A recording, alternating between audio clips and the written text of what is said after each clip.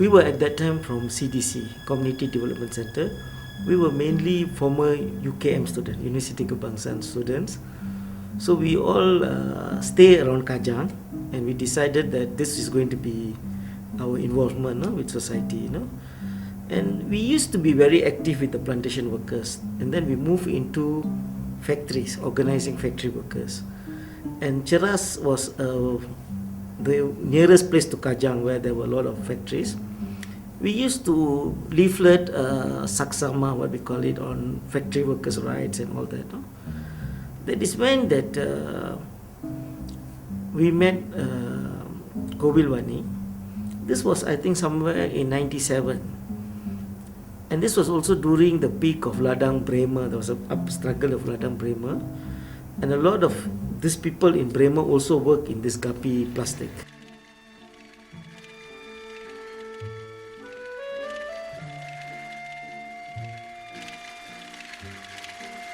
Masuk umur saya 21 tahun, tahun 89 saya masuk kerja sebagai operator.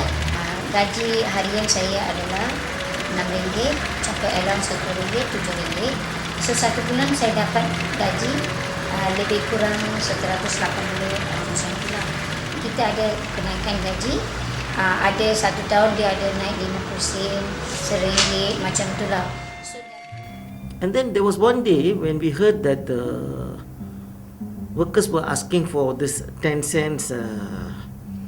Workers got this 10 cents pay increase. That was in 97, and they were very upset about it, and they all just stopped work then, And the police came. So when the police came, people got terrified, notified us because and that's how I got involved.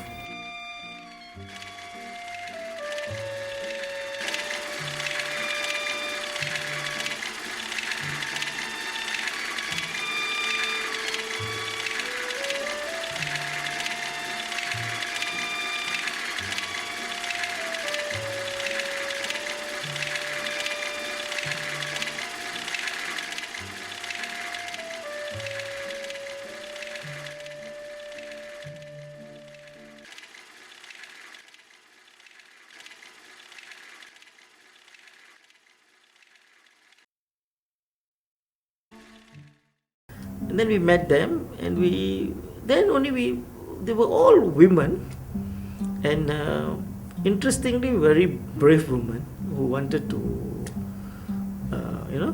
and we found that what they were asking were very reasonable, So we assisted them to lodge a police report, we helped them, and then subsequently to form a union, and that's how we got to know the Guppy workers.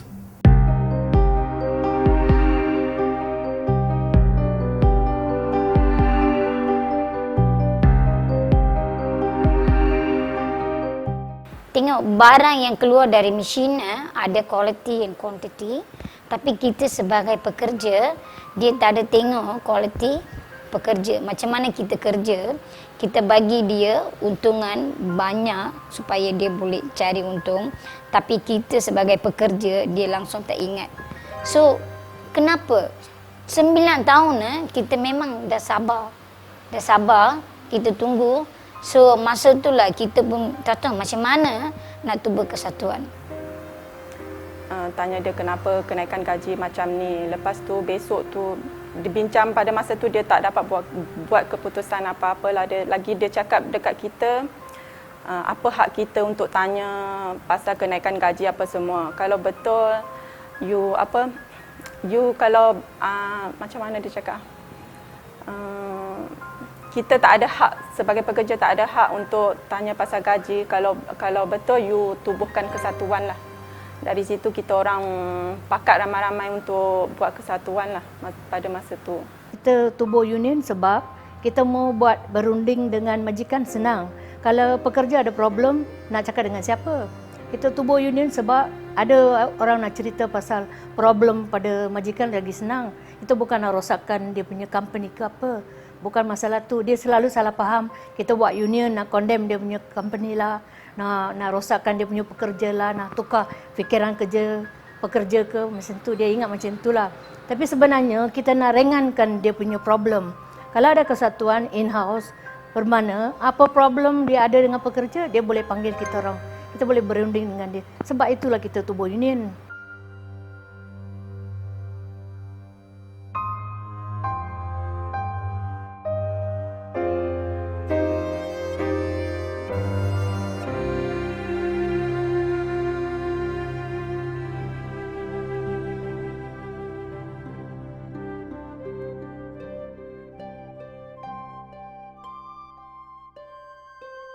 Maksudnya memang ramai.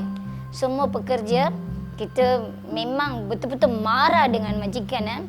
Kita memang dah buat keputusan, memang nak tubuh kesatuan. So kita minta tolong pada mereka. So kita tubuh, buat satu mesyuarat dekat Balakong ni. Semua members, kita punya pekerja, lokal pekerja, dekat 200. 200 pun masuk keahlian. Dalam kesatuan antar borang, ini semua yang komiti yang kita yang pegang jawatan adalah semua wanita. Semua wanita, 3 shift pun ada AJK. Shift pagi, shift 2 dengan shift 3. Semua wanita. Kita tubuh kesatuan. Lepas tu sebelum yang tubuh kesatuan tu, kita ingatlah kita ni pekerja biasa. Kita buat antar borang semua. Dalam ni saya nak mengatakan 3 kali yang kita gagal. Kita tak dapat kelulusan daripada hal ehwal kesatuan. Dia kata ini salah, itu salah, itu salah. Walaupun kita 7 orang daripada tahun 97, kita ni berusaha.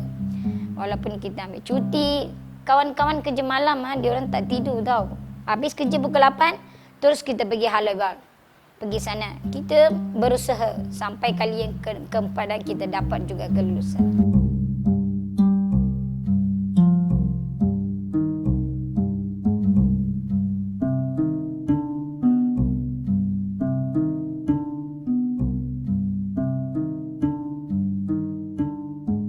Even the trade union departments were initially not very convinced. It was saying, how come all women? Can they travel? Can they come for meetings? So it was quite ridiculous because they felt that this, for them it was quite surprising that it was entirely a women leadership. 27 April 1998 kesatuan ditubuhkan. Lepas tu and then majikan dapat tahu kesatuan telah ada dekat syarikat dia, tapi tak dapat pengiktirafan dari majikan lah. Walaupun kita dah dapat kelulusan dari pejabat buruh, tapi majikan tak iktirafkan. Bila dapat kelulusan 27, kita hantar 30 hari bulan, kita hantar yang 7 orang punya nama yang iaitu sebagai AJK. 30 hari bulan kita hantar. Nasib malangnya 4 hari bulan kita dapat surat gantung. 7 pun sama sekali lah. Kita 3, mula-mula saya, pengerusi, setiausaha dan Puan Kaniema, kita dapat surat pada masa pukul 4.30 petang.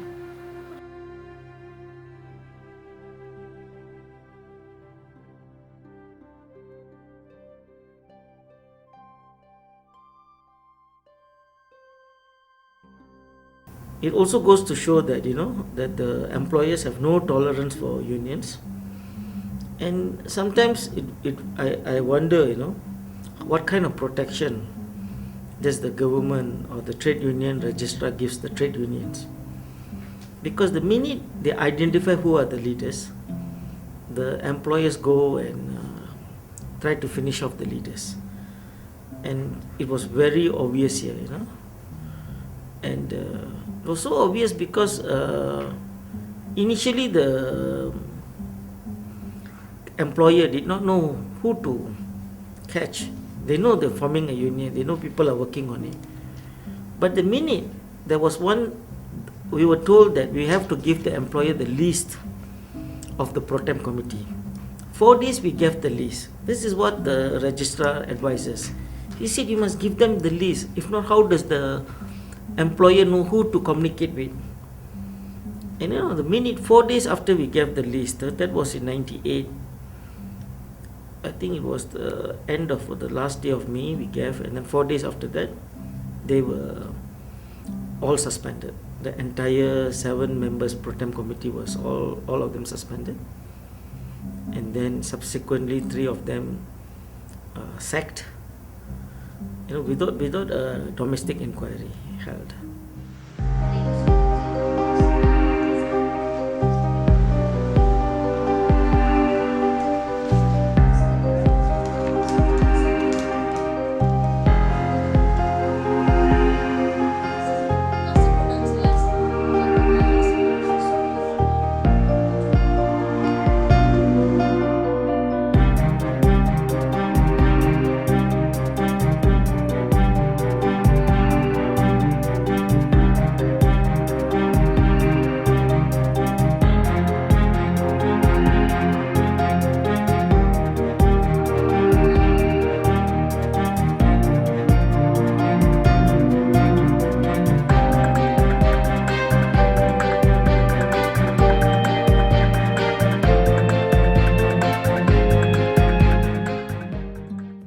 Appeal court was completely felt that the High Court should not have intervened in the industrial court decision. They felt that the industrial court is the expert when giving punishments, and the High Court should not review that. So we lost in the appeals court this year, February, and I was not there, but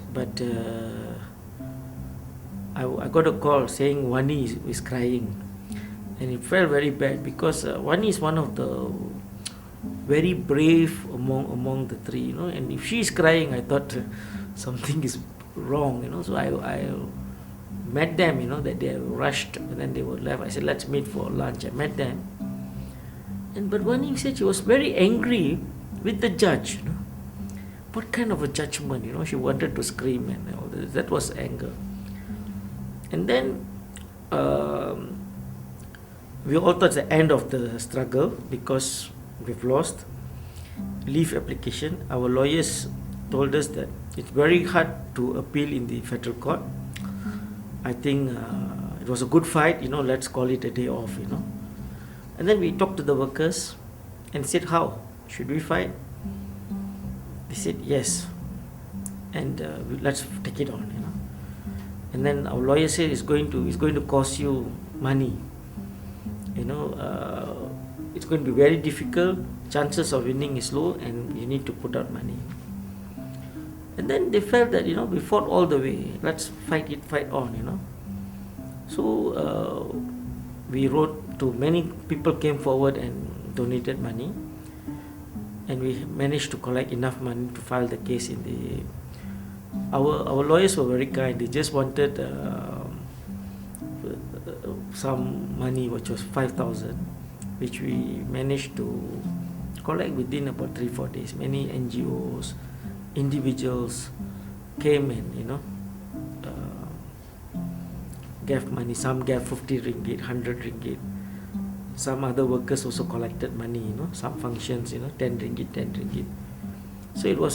So now the case is going to come up in the federal court, and the issue again is not whether they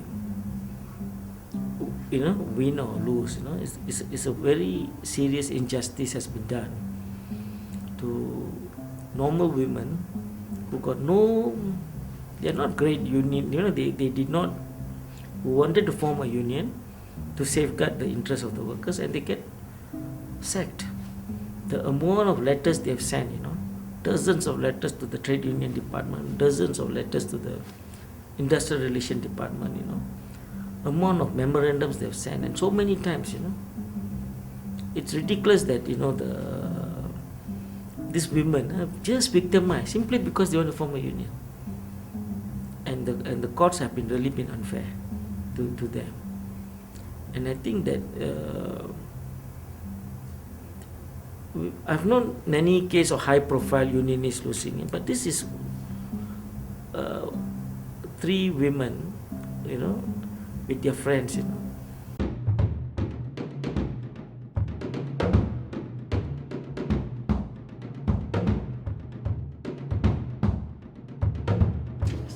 file. Oh yes, to file. Just nothing to do with okay. 3 women unionists, chairperson, secretary, treasurer. All have been sacked upon forming. 14-year struggle. Now matter in federal court.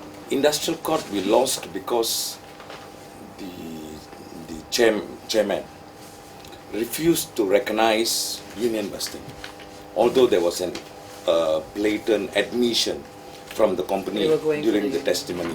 I'm just saying this is the standard of intellectual capacity of the judiciary in this country. They do not know these things. Basically, it's very clear, well known that everywhere where unions are being formed, so it's legal to form unions, they're not protected. Yeah. You see, once a worker is like them lah, once the leaders are sacked, now 14 years already, they still cannot become, how do you expect the union to survive? We are saying, actually we don't need a trade union registrar because unions are dropping right to the bottom, there's no protection for trade unions.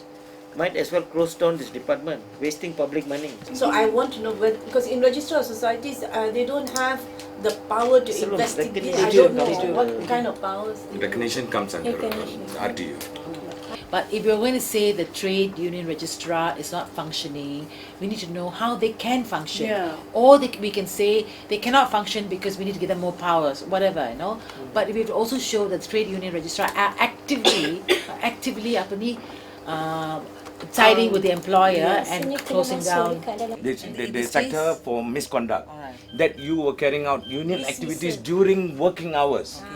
You are working on a machine and you say you were working else, you were doing something else somewhere. So there is a general trend for union busting now. But I think we're not educated the public enough. I don't think we all are even aware of all of these things. Because for me, for these 3 women to maintain their union for this long already shows how committed they are to the struggle. It's not about money, it's not about fame, it's really about rights. And I understand that they're no longer in the employ of the company. That shows for them it's beyond just their rice bowl. They're actually, progressing the rights of the workers in that company. So why do we not, recognize and promote, the voices of women like this? You have the state clamping down on them, not giving them the justice that, they deserve. So this goes to say how we treat women in this country. It's basically that we don't respect women as much, and we don't think women are important enough and they're not part of the nation building of this country. So I think shame to the courts. They basically have not stood by women. And if the courts continue in this matter, then how will anyone have the confidence that the judges are really gender neutral and they're able to deliver judgments which promote and protect women's rights? Do we really want to build our economy and say that we progress so well while our workers actually don't even have minimum wages, don't even have the right to form unions, don't even have the right to say that we want how many days of maternity leave. All these have to be actually taken into consideration because that is their right. And if those kind of rights are not guaranteed, then what are you guaranteeing, and why do you need a national union like the MTUC? If there's no political will, then of course this will not happen. Look, they just amended the Employment Act just, with a brush of a stroke. And if that is able to happen, this kind of amendments to promote workers' rights can also happen within a parliament sitting if you put your will to it, you see. So there's no reason why, nor excuses for them not to actually do it. But it is really the question, are they actually serving the workers' interests, or are they serving the corporate interests, you see, that only cares mainly for profit making? But I also think that because of the trade union laws itself that enable them to take such measures, you see, so that is why I think the unions and the people who support the union movement and workers' organisation should make sure that the laws are fair. All these years the laws have been pro-management, pro-capitalist, you see. So now we must make ensure that the struggle give fairer treatment to the workers. You know, so for me they are very, very inspiring, and this struggle of 14 years, you know, I think they are strong women. You know, I think these are the people inspiring us. These are the people who really move us, you know, every day in our life. I think I salute them for whatever they have doing for past 14 years. Yet they are very, very strong.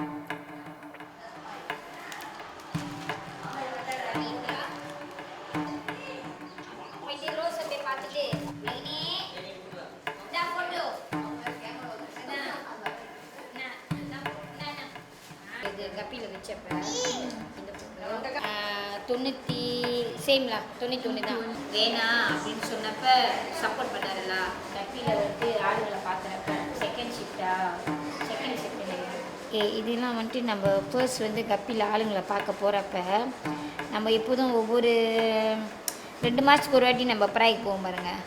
So அந்தமாரி போகிறப்பெல்லாம் வந்துட்டு ஆளுங்களை வந்து இந்தமாரி தான் நம்ம வெளியே பார்க்கணும்.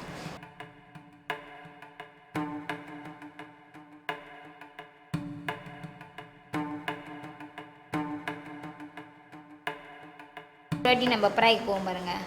So அந்தமாரி போகிறப்பெல்லாம் வந்துட்டு ஆளுங்களை வந்து இந்தமாரி தான் நம்ம வெளியே பார்க்கணும்.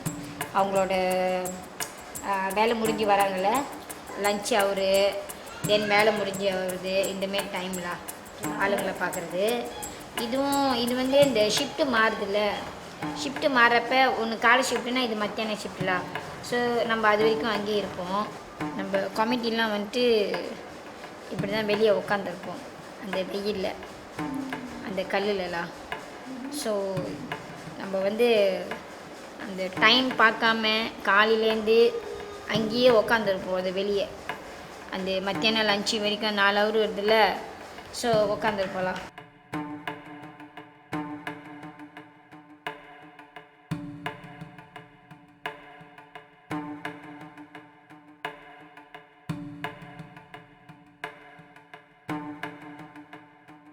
இதுதான் வந்து நம்மளோட யூனியன் ஆரம்பிச்சுட்டு அந்த நமக்கு வந்து இந்த மெயினாக வந்து உள்ளுக்கு ஆளுங்களோட பிரச்சனையை வந்து இந்த லேபரு ஹையார்டு ஜப்பபூர்வெலாம் நம்ம போகிறப்ப என்னென்ன விஷயம் எங்கே போய் பேசி அந்த என்னென்ன வந்து முதலாளி வந்து ஏற்றுக்கல அப்படின்றத வந்து இந்தமாரி ரிசாலா இதுதான் சோர கப்பியில் இதில் தான் நம்ம வெளியாக போகணும் எப்போதுமே.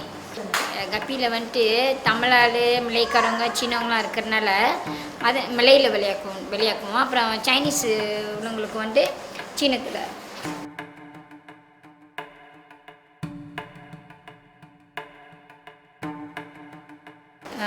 இது வந்து சீன மொழியில், ஏன்னா நிறைய பேருக்கு வந்து மொழியெலாம் தெரியாது.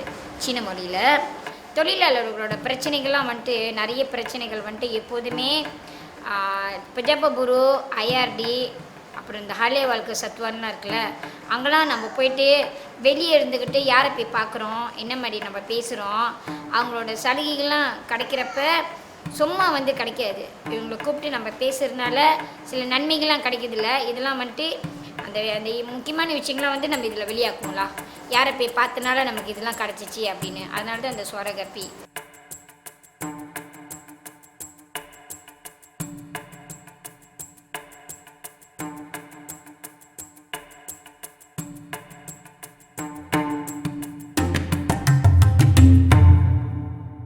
Sekarang persatuan tu tak ada.